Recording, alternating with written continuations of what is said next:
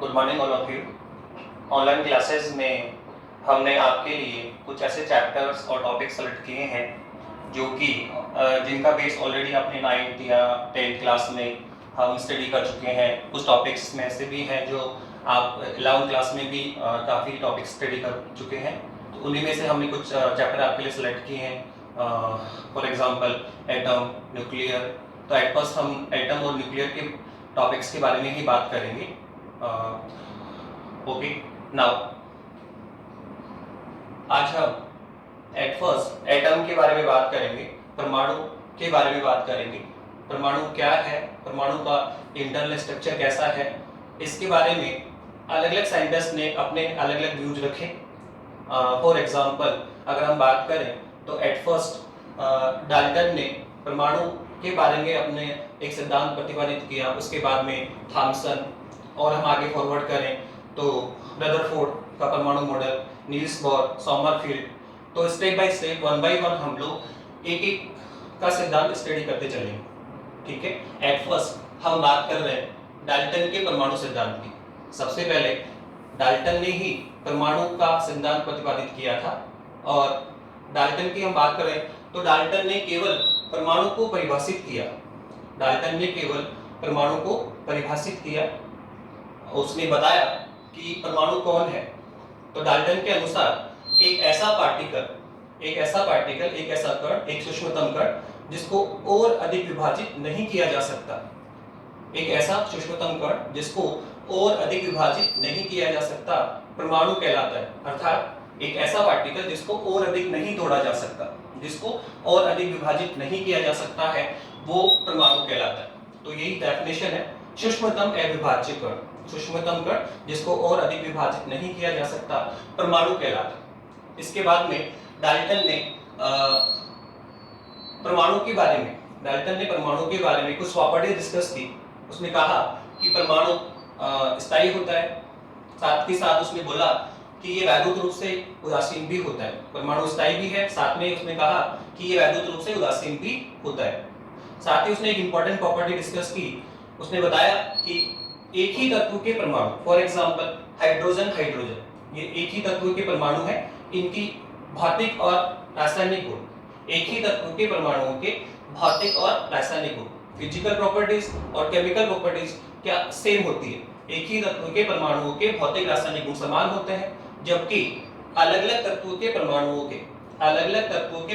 के भौतिक रासायनिक गुण अलग अलग होते हैं। फॉर एग्जांपल हाइड्रोजन परमाणु और हीलियम परमाणु, इन दोनों परमाणुओं के फिजिकल प्रॉपर्टीज और केमिकल प्रॉपर्टीज बहुत आर डिफरेंट। ठीक है, जबकि अगर एक ही तत्व के परमाणु है तो इनके भौतिक और रासायनिक गुण समान होंगे। इसके साथ ही डाल्टन ने बताया कि परमाणु का जो रोमन वर्ड दिया उन्होंने, उसको एटम डिफाइन किया। रोमन वर्ड जो परमाणु का होता है वो एटम होता है, जिसका हिंदी में मीनिंग अपन समझे तो अविभाज्य। तो हम जानते हैं कि परमाणु क्या होता है, सूक्ष्मतम अविभाज्य कण, इसलिए इसका रोमन वर्ड एटम भी दिया है। तो इस तरह से डाल्टन ने परमाणु के बारे में एक शॉर्ट ब्रीफ हमें समरी दी कि सूक्ष्मतम अविभाज्य कण परमाणु कहलाता है, ये स्थायी होता है, वैद्युत रूप से उदासीन होता है। साथ ही उसने बोला कि एक ही तत्व के परमाणुओं के भौतिक रासायनिक गुण समान होते हैं, जबकि अलग अलग तत्वों के परमाणुओं के भौतिक रासायनिक गुण अलग अलग होते हैं। That's all. इसके बाद में हम नेक्स्ट मॉडल की ओर बढ़ रहे हैं। ठीक है, नेक्स्ट मॉडल जो दिया वो था थॉमसन का परमाणु मॉडल। थॉमसन ने अपना परमाणु मॉडल प्रतिपादित किया और उसने बताया, सबसे पहले थॉमसन ने परमाणु के इंटरनल स्ट्रक्चर की बात की। डाल्टन ने इसके बारे में कोई बात नहीं, परमाणु के इंटरनल स्ट्रक्चर के बारे में कोई हमें डिटेल्स नहीं दी थी। सर्वप्रथम थॉमसन ने हमें परमाणु के इंटरनल स्ट्रक्चर के बारे में कुछ बताया। थॉमसन ने बताया कि परमाणु एक खोखले गोले के समान होता है। परमाणु एक खोखले गोले के समान होता है जिसमें धनावेश समान रूप से बिखरा रहता है। थॉमसन के अनुसार परमाणु एक खोखले गोले के समान होता है जिसमें धनावेश समान रूप से बिखरा हुआ रहता है। साथ ही उसमें उतना ही नेगेटिव भी जगह जगह पे बिखरा हुआ रहता है। साथ ही उसमें जो ऋणावेश है वो भी अंतःस्थापित होता है, जगह जगह पे बिखरा हुआ रहता है। और थॉमसन ने बताया कि परमाणु में जितना धनावेश उपस्थित होता है उतना ही ऋणावेश भी उपस्थित होता है। थॉमसन के अनुसार परमाणु में जितना पॉजिटिव प्रेजेंट होता है उतना ही नेगेटिव भी प्रेजेंट होता है। यही कारण है कि परमाणु वैद्युत रूप से क्या होता है, उदासीन होता है, क्योंकि इसका टोटल चार्ज कितना होगा, 0, क्योंकि जितना इसमें पॉजिटिव है उतना ही उसमें क्या है, नेगेटिव है, तो इसका टोटल चार्ज कितना हुआ, 0। और यही कारण है कि परमाणु वैद्युत रूप से क्या होता है, उदासीन होता है। साथ ही थॉमसन ने ये भी बताया कि परमाणु स्थायी है, ठीक है। और इसके साथ में एक इंपॉर्टेंट रिजल्ट उसने दिया, उसने कहा कि परमाणु एक खोखले गोले के समान है।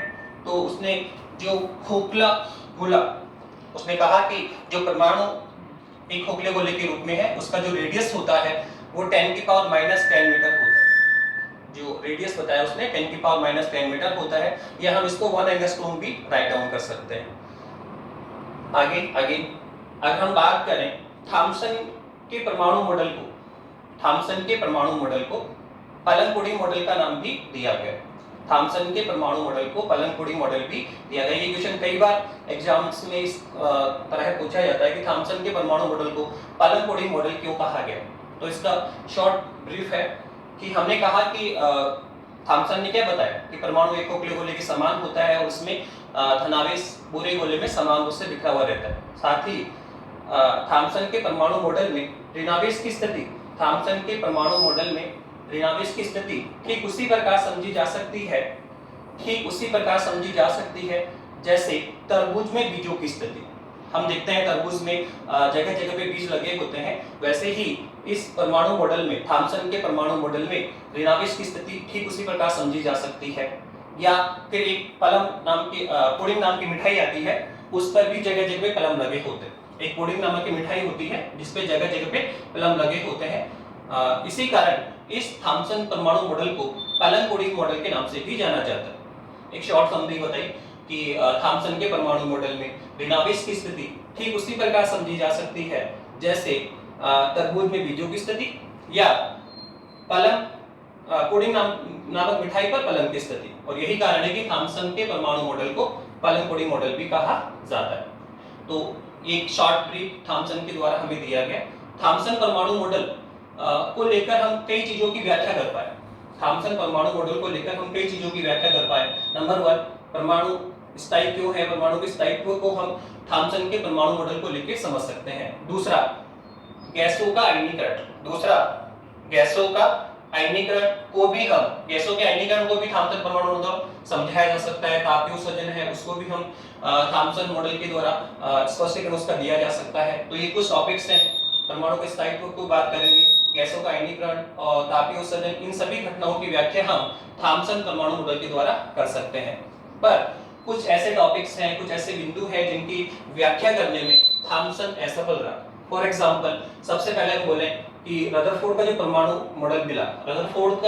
मॉडल मिला, उसमें हाइड्रोजन परमाणु में हमें रैखिक स्पेक्ट्रम प्राप्त होता है। हाइड्रोजन परमाणु में जो हमें रैखिक स्पेक्ट्रम प्राप्त होता है उसकी व्याख्या हम थॉमसन मॉडल के द्वारा नहीं कर पाए। साथ ही हम कह सकते हैं कि रदरफोर्ड ने अपना परमाणु मॉडल देने के लिए एक प्रयोग किया। उसने एक पतले स्वर्ण बनने का लेकर उसके अल्फा कणों की बौछार कराई थी। तो उसमें अल्फा कणों का जो प्रकीर्णन हुआ, विक्षेपण हुआ, इन सबका स्पष्टीकरण थॉमसन मॉडल के द्वारा दिया जाना संभव नहीं हो पाया। तो कुछ ऐसी जगह थी जहां पर थॉमसन उनको स्पष्ट नहीं कर पाया, इसलिए हमें आगे फॉरवर्ड डायरेक्शन में आगे जाना पड़ा। और आगे रदरफोर्ड ने एक प्रैक्टिकल किया जिसके बेसिस पे उसने परमाणु के स्ट्रक्चर को और डेवलप किया। नाभिक के बारे में बात करेंगे। ओके।